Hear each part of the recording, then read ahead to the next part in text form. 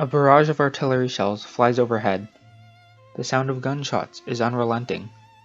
The soldiers live in fear, blinded and robbed of their own fate, one goal in mind: survive. As if the horrors of war were not enough for the battle, heavy rain fell, twisting the battlefield into a marsh of death. Through the deep swamp and incessant downpour, the Allied soldiers bravely charged on, in a decisive battle against the German front line, in the Battle of Passchendaele. Friday, October 19th, 1917. All last night there was a terrific bombardment, by far the heaviest I've heard yet. There was no let-up, and at about 4 o'clock it was particularly heavy. Then, too, at any time of the night, if one were awake he could hear the hum of vast numbers of aeroplanes overhead.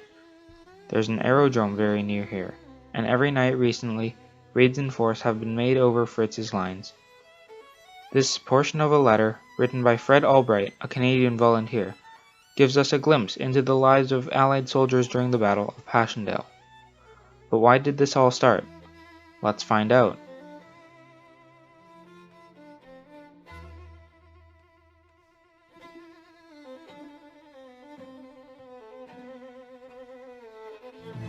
(1917) Russia's government was overthrown by a communist group known as the Bolsheviks, led by Vladimir Lenin, who set up a communist government. They wanted to focus on building up their newly communist state, so they decided to pull out of the war. This was bad news for the Allies on the Western Front. Now that Russia had withdrawn from the war, Germany only had to fight on one front, meaning that the soldiers deployed against Russia could be relocated to fight against the Allies. British Field Marshal Douglas Haig worried that the redeployment of German soldiers on the Western Front would damage the British war campaign. With the Allies' options thinning out, Haig proposed an offensive on the Western Front to push the front line from the city of Ypres through the German Fourth Army's defensive positions to reach a strategic point, the small town of Passchendaele. July 31st, 1917. The Allies started the Battle of Passchendaele with 10 days of artillery bombardment upon the German positions, followed by an infantry charge. In the south, the French First Army, led by Francis Antoine, and the British Second Army, led by Hubert Plumer, made strong progress. However, the British Fifth Army, Britain's main force led by Hubert Gough, made little progress in the north. Last night it rained again, but today it has been fine, though cloudy. Not very good weather for drying clothes, but mine are dry now, and we don't expect to move for a day or two. August 1917. Unrelenting rain pours down onto the battlefield, transforming the ground into a muddy swamp and filling artillery impact craters with water. The conditions caused the battle to slow to a halt. Most movement and advancement attempts were prevented by the horrid conditions. Mud clogged up guns, tank became stuck, and some infantry and cavalry units even drowned in the marshy ground.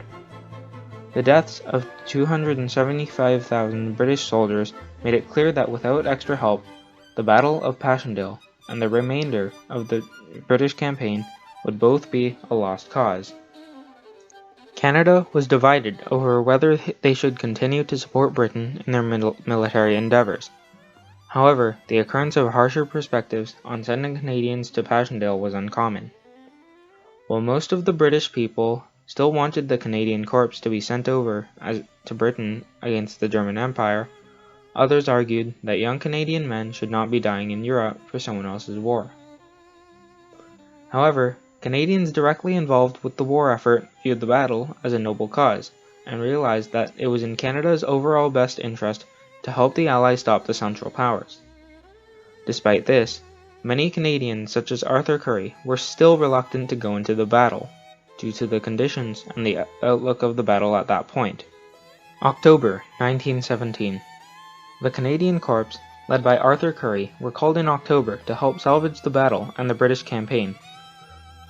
Currie initially objected to sending in Canadians to the Battle of Passchendaele, due to the likelihood of high casualty rates. However, he eventually realized that without Canadian help, the British war campaign would die out and the Allies would take a devastating blow.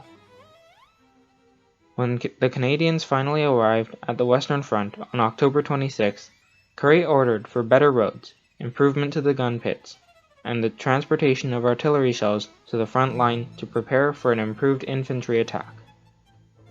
November 10th, 1917.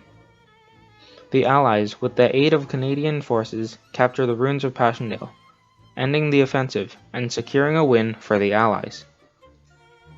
When the news of the Canadian Corps' success at Passchendaele reached Canada, the way that Canada looked at its military was changed.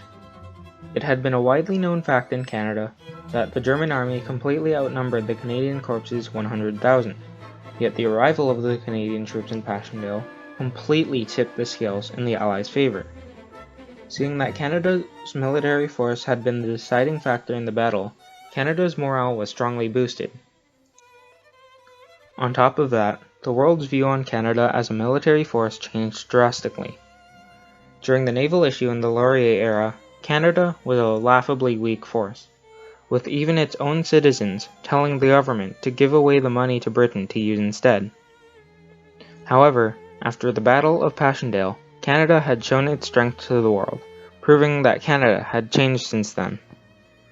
The Battle of Passchendaele solidified Canada as more politically autonomous, since this time, Britain did not force them into battle like a pawn. Months of hard-fought battles had worn down the British in the Battle of Passchendaele, and with the British campaign morale running low, Britain was in no condition to bark orders at Canada.